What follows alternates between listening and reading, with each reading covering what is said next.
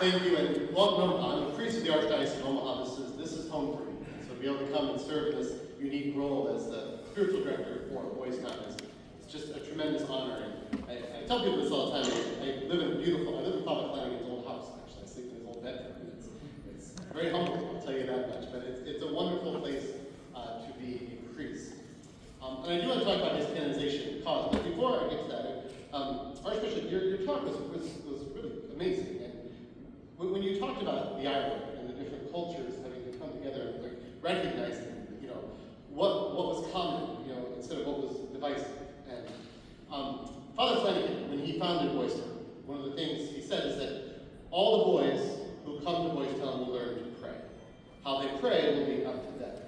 What he meant by that was he wanted to keep them in their religion that would best connect them to their community, their family when they left. Boys Town was not meant to be their permanent home. For a lot of them, they look at it as their home. But they had to go out into the world. And today we run those same principles. So all the youth that come to Boys Town, they still learn how to pray. And they learn how to pray in their culture, they learn how to pray in their religion. We have Muslim youth. I work with an imam. In fact, I had a meeting with him last Friday. He takes care of the spiritual care of our Muslim youth. We have Jewish students that go to the synagogue. We have 2 full-time Protestant pastors that work on our campus with our Protestant youth. And then Monsignor Gill, the chaplain of our Order of Hibernians, he lives at Boys Town as well. And he helps me with the Catholic youth. And so the reason I say this is because that sets up why I think we look at Father Flanagan as a saint. One of the first things I received when I got on campus, Tom gave me this big box of Father Flanagan's writings, homilies, notes, things like that. And the one thing that became very clear, and it's what I tell people about him, the first thing I realized about Father Flanagan is he loved being a priest. He loved the Eucharist. He loved our Blessed Mother. He loved the Mass. And that really set the foundation for everything that he did at Boys Town. And when we look at his canonization cause, that's, we say we look for one who lived a life of heroic virtue. And Tom touched on some of the heroism that he did going against, advocating for juvenile justice reform, going head-to-head with the KKK. He fought very hard for the dignity of Japanese Americans during World War II. He did not like the idea of things that were happening. And so we had that hero, but the virtue that he had came from his upbringing in Ireland and how he lived it out as a priest. So back in 2012 is when we officially opened the cause for Father Saint. In fact, it was on St. Patrick's Day in 2012 is when they opened the cause. And so for the next 14 years, Boys Town, Tom Lynch helping the Father Flanagan League here in Omaha, we compiled, what was it, Tom? 10,000 pages of writings, addresses. And the man did not rest. He was a prolific writer, and he gave addresses. And he gave here in Omaha, one of the largest public schools, the South High School, still operating today, he gave the commencement address there a couple of years in a row because they kept inviting a Catholic priest back to a public high school to give that address. So we had all this writings, and so the process goes is that you send that off to Rome and it gets reviewed and kind of gone through the fine-tooth comb. And they look for any reason why it shouldn't advance. And so they take a very long time to do that.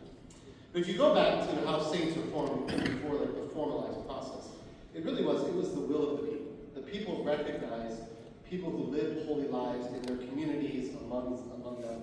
And that's really what pushed it forward. And that's how this whole thing got started. Father Flanagan was wildly popular throughout the United States, but especially here in Omaha. And so there was a group of people who saw his life and said, this needs to be shared. People need to know who Father Flanagan was. And so as they compiled this, and this is where the wheels of Rome kind of turn kind of slow sometimes, but we waited and we waited and we waited. And then last May, I got a phone call. Archbishop McGovern had come to Omaha just a few months before. I did not have his number in my phone yet. So a number popped up. I didn't realize on Saturday morning, and he just started talking. I cut him off and said, "I'm sorry, who is this?" He was Archbishop. Oh, no. He's a very, very, very, very kind, forgiving man. Anyway, he had called to tell me that it was getting very close, that he was probably going to be named veteran. And so that's what we received last May, or this just a few months ago, that he had moved on to the next step into the canonization process. And that is what the church recognizes, what we had already known, and that he did live a life of heroic virtue. He is someone whose life we can look at. Whether you're a priest or a layperson, whatever you do, you can find something in his life that says, yes, I need to be more like that. So now we're in the process again of, now I say, we get to transition now to God's time. And what we're waiting for now is miracles. So if we get one miracle, then we move to where, Archbishop Fulton Sheen is to become blessed. And the second miracle, of course, then gets you to the point of canonization.